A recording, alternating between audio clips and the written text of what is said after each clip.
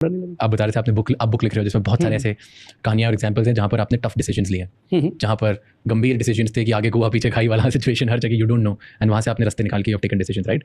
सो मेरे को एक और एग्जांपल दो किसी सिचुएशन का जो बहुत ही डिफिकल्ट थी, सबसे डिफिकल्ट सिचुएशन आपके लिए कौन सी? तो ये देखिए रिजर्व बैंक है, राइट?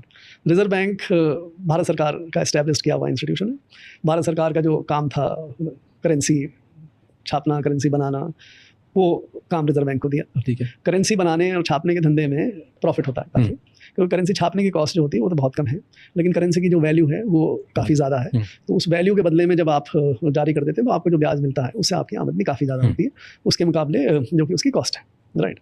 तो उसका रिजल्ट ये रहता है कि रिजर्व बैंक जो है वो काफ़ी पैसे कमाता है, प्रॉफिट बनाता है। जैसे पिछले साल अगर आपने सुना हो तो करीब 2-2.5 लाख करोड़ का सालाना प्रॉफिट होता है।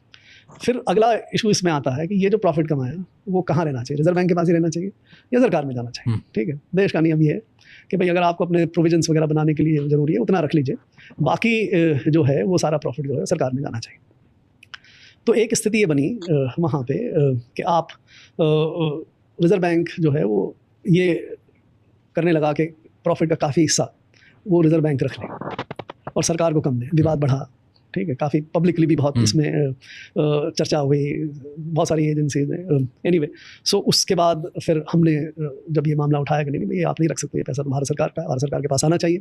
तो कमेटियाँ बनने के बाद विमल जालान ये सब कमेटी बनने के बाद वो एक स्टेज पे ऐसी आ गई थी उस समय कि आप रिजर्व बैंक की तरफ से जो कमेटी के मेंबर्स थे वो भी रिजर्व बैंक की स्थिति को सपोर्ट कर रहे थे ज़्यादा। मेजॉरिटी कमेटी में रिजर्व बैंक का जो व्यू था कि भाई इसमें इस तरह से हम पैसा ज़्यादा रखना चाहते हैं, तो उसकी सपोर्ट करना चाहते हैं, और मैं उसका मेंबर था। तो I was virtually in a minority. ठीक है, अब कोई बात नहीं, अगर जब माइनॉरिटी में है और आपको लगता है कि कोई चीज़ उचित नहीं हो रही तो आपके पास जो विकल्प रहता है वो ये रहता है कि आप अपना एक डिसेंट नोट लिखते हैं, क्योंकि उचित तो यही है भाई, अगर मेजॉरिटी कहती है तो निर्णय तो वही होगा। ठीक है, आप कर लीजिए, मुझे कोई दिक्कत नहीं है। तो मैंने कहा भाई इसमें फिर मैं अपना एक डिसेंट नोट लिखूँगा। ठीक है, तो शुरू में तो उन्होंने कहा ठीक है लिख दीजिए अपना डिसेंट, बट फिर जब लिख के भेजा तो उनको लगा कि ये तो बड़ा मुश्किल डिसेंट नोट है, इससे तो समस्या हो जाएगी अगर ये रहता है। ठीक है, तो उन्होंने वित्त मंत्री जी के पास गुहार लगाई उन लोगों ने कि भाई वित्त मंत्री को समा उन्होंने परसुएड कर लिया, नई वित्त मंत्री आई थी, राइट? तो कि भाई इनको कहिए कि ये अपना डिसेंट नोट वापस ले। ठीक है, तो वो वित्त मंत्री जी ने मुझे कहा कि भाई आपको किसने कहा कि आप ऐसा इस तरह का डिसेंट नोट लिखिए? तो मैंने कहा ये मेरी ड्यूटी है। डिसेंट नोट जब मैं कमेटी का मेंबर हूँ और मुझे मेंबर के हिसाब से कोई चीज़ उचित नहीं लग रही, और ये परंपरा है देश की कि अगर आप मेजोरिटी के विरुद्ध में हैं तो आप अपना डिसेंट नोट दें। नहीं आप नहीं लिख सकते। तो मैंने फिर ये थोड़ा जब बात बढ़ा तो मैंने कहा मैडम आप अगर मुझे सरकार की तरफ से आदेश देती है कि ये डिसेंट नोट नहीं दिया जाना चाहिए, तो मैं ये लिख के डिसेंट नोट नहीं दूंगा कि मुझे सरकार ने ये निर्देश दिए हैं कि इसमें डिसेंट नोट नहीं दिया जाए, तो मैं कर दूँ। लेकिन अगर आप मुझे लिखित में आदेश नहीं देती तो फिर मुझे डिसेंट नोट देना ही है और आप डिसेंट नोट से मुझे रोक नहीं सकती। ठीक है, अब वो वित्त मंत्री जी के लिए शायद थोड़ी सी परेशानी वाली स्थिति हो गई कि डिसेंट नोट नहीं दे, उसको लिखित में दे। मैंने कहा आपके पास पत्रावली पड़ी है, फाइल पड़ी है, आप उसमें ऑर्डर कर दीजिए no dissent note from the government. जो अब वो नहीं दे, वो प्राइम मिनिस्टर के पास पहुंची। प्राइम मिनिस्टर के यहाँ से मैसेज आया कि उनके प्रिंसिपल सेक्रेटरी का कि भाई क्यों लिख रहे हो? तो मैंने उनको भी बताया, उनको पहले भी मामला पता था। फिर एनीवे वो कमेटी बनी कुल मिला के। सो हुआ क्या फिर? फाइनली जब ये तय हो गया उनका, और एक आधे और मसले में कि भाई सुभाष को आप डिसेंट नोट करने से रोक नहीं सकते एंड सुभाष डिसेंट नोट लेने के लिए तैयार नहीं है, तो इनका तबादला कर दिया जाए। तो मेरा तबादला ट्रांसफर कर दिया। और मामले में एक नोट शीट बदलने की स्थिति बनी। तो जब ये 2-3 मसले ऐसे हुए तो मेरा अपना निष्कर्ष पूरी तरह से ये था कि अब सरकार में रहना भी उचित नहीं। तो फिर मेरा मानस बन गया था कि सरकार से रिटायरमेंट लेके ही, वॉलंटरी रिटायरमेंट लेके निकलना है। तो जब उन्होंने मुझे तबादले के लिए कहा तो मुझे कोई दिक्कत नहीं हुई, क्योंकि मुझे अपना निर्णय बन गया था कि सरकार को छोड़ना।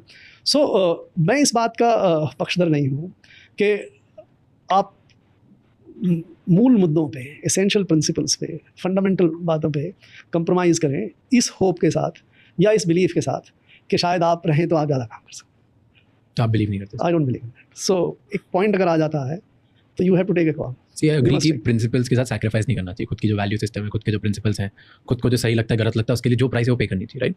बट जब आप कंट्री लेवल पे हो और एट द टॉप एंड आप जब करते हैं ना, सारे ऑफिस जब ज्वाइन करते हैं या जो कैंडिडेट्स होते हैं उनके दिमाग में एक आइडियलिस्टिक एक्सपेक्टेशन होती है कि हम जाएंगे तो सर्विस ऐसी होगी, आपके दिमाग में भी होगी, राइट? और जब आप आए तो हार्श रियलिटी डिफरेंट होगी। जो आपने एक्सपेक्ट किया था versus harsh reality would be different, multiple facets में, मल्टीपल फेसेस में। टेल मी डिफरेंसेस कि क्या एक्सपेक्ट करके आए थे सर्विस में और क्या रियलिटी निकली। ईमानदारी से मेरी ख्याल से बहुत सारे जो ऑफिसर सिलेक्ट होते हैं उनको ये ज्ञान ही नहीं होता कि IAS में क्या करना है। उनको ऊपर ऊपर कुछ चीज़ें दिखती है कि भाई कलेक्टर बन जाएगा या SDM बन जाएगा, उसके बाद कलेक्टर बन जाएगा और बड़ा अफसर बन जाएगा, इतना ही पता होता है, इतना ही समझ रहती है। उसको एक्चुअली क्या करता है, कलेक्टर क्या करता है या IAS ऑफिसर्स क्या करते हैं, उतनी जानकारी उनको होती नहीं है। ये ब्रॉड मोटी मोटी बात ही बस इतनी ध्यान में रहती है। तो अगर यही चीज़ के साथ आप जाएँ तो जब आप पहुँचते हैं वहाँ पे सर्विस में अपना काम शुरू करते हैं, जब आपको जिम्मेवारी मिलनी शुरू होती है, आप पहले SDM लगे या फिर ADM लगे, फिर या कलेक्टर लगे या फिर बाद में सेक्रेटेरिएट में काम करने लगे, विभागाध्यक्ष हुए, तो आप एक्चुअली वहाँ जाके पहले कुछ दिनों में तो सीखते हैं कि आपको काम क्या करना है, तब आप डिस्कवर करते हैं। लेकिन अगर आपके पास बेसिक इंग्रेडिएंट हो कि आप समझ लें बहुत जल्दी कि क्या काम है, उसमें क्या पब्लिक इंटरेस्ट का सवाल है, क्या क्या अपेक्षा है, और उस हिसाब से फिर आप अपने को पूरा अपना कर्तव्य समझ के काम करने लगे, और तब चैलेंजेस बहुत आते हैं, ऐसा नहीं चैलेंजेस नहीं आते। तब आप उस समय, मेरे ख्याल से मुझे तो ऐसी स्थिति कभी नज़र नहीं आई कि मैं क्या एक्सपेक्टेशन लेके चला था। मुझे तो वो जो काम मिला, उस काम में मुझे क्या करना है, उस काम को कैसे बेहतर तरीके से एग्जीक्यूट करना है, कैसे अपने पब्लिक इंटरेस्ट को उसमें सर्व करना है, कैसे एक्सेल करना है, वो चीज़ तो उसमें फिर डिसअपॉइंटमेंट नहीं होता। उसमें आप अगर ऐसे चैलेंजेस मिलते हैं, आपको लगता है, फॉर एग्जांपल जैसे मैं आपको बताऊं, शुरू में SDM की पोस्टिंग मिली, राइट। अब उस समय में काफ़ी ये काम होता था, भाई ज़मीन एक्स्ट्रा है सरकार के पास, सीलिंग में आई, ज़मीन नहीं आई, जो सरकार के पास और ज़मीन है वो गरीबों को आवंटित करते हैं, राइट।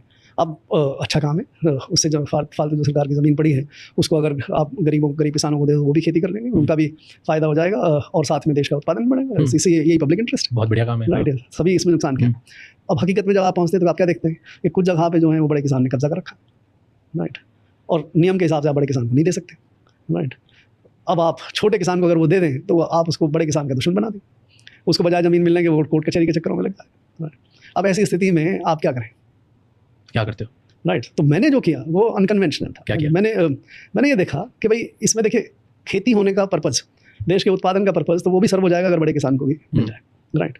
अगर ये छोटे किसान को ज़मीन दें तो वो कोर्ट कचहरी में चक्कर खाएगा, उसके नुकसान होगा, उसको फ़ायदा नहीं होगा। लेकिन जो ज़मीन इसको बड़े किसान को मिल रही है उसको अगर मुफ्त में, क्यों ज़मीन अलॉट करने का नियम है केवल मुफ्त में देना, राइट।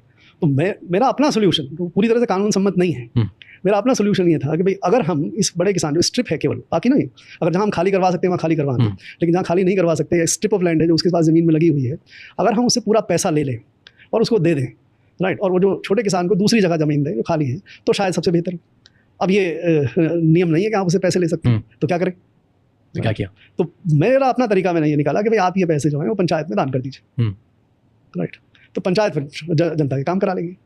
तो ये तरीके से हमने अलॉटमेंट भी की और विवाद भी कम किए। और फिर छोटे किसान को क्या मिला? कुछ भी नहीं। छोटे किसान को वो ज़मीन दो जो ज़मीन पे कब्जा नहीं है, जो खाली नहीं, और अगर बाय द वे ना भी हो तो उस किसान को वो ज़मीन देने से कोई फ़ायदा नहीं है जिसमें उसकी जो छोटी बहुत उसकी जो आमदनी वो भी खत्म हो जाए। बहुत लोग जब भी सुनेंगे तब वो बोलेंगे कि आपने छोटे किसान के साथ गलत किया, क्योंकि उसको जो अच्छी